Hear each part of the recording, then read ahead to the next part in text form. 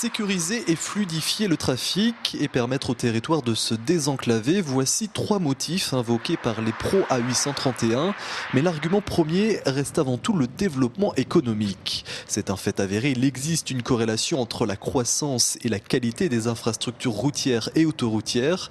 Et c'est dans cette logique qu'une très grande majorité des chefs d'entreprise du pays de Fontenay en appellent depuis déjà plusieurs années à la réalisation de ces 64 km d'autoroute.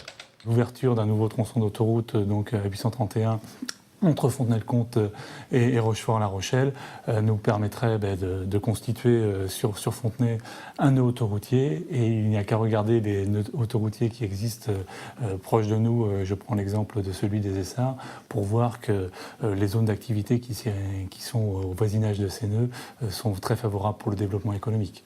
Développement économique en premier lieu des entreprises déjà implantées sur le territoire. Le transporteur Guilloton par exemple s'est installé sur le Vendéopole Sud-Vendée il y a tout juste un an en vue justement de la construction de l'A831.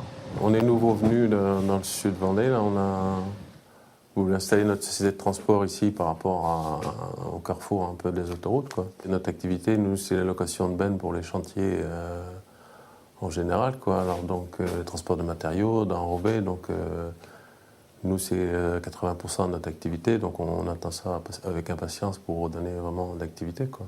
Actuellement, le transporteur emploie 12 salariés, mais avec un chantier tel que celui de cette autoroute, il pourrait atteindre la vingtaine de conducteurs routiers. Il s'agit là d'un exemple parmi beaucoup d'autres, car outre le développement d'entreprises déjà implantées, l'A831 pourrait également attirer de nouvelles sociétés et permettre ainsi de débloquer la création de zones d'activité. Nous avons, nous, sur la commune de Fontaine, 90 hectares de gelée en prévision de cette autoroute. Et donc sur ces espaces, on ne peut absolument rien faire. Et nous avons une zone économique de 4 hectares qui est complètement gelée depuis 15 ans. Nous avons été sollicités maintes fois par des entreprises entre 1995 et 2000, à une époque où l'économie était plus porteuse qu'aujourd'hui et où on aurait pu implanter des entreprises.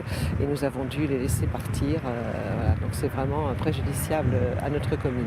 Développement de l'économie et donc de l'emploi. L'autoroute A831 est en tout cas très attendue. Reste à patienter encore, car même si pour le gouvernement le projet est considéré comme engagé, l'appel à concession ne devrait pas être lancé avant fin 2010, voire début 2011.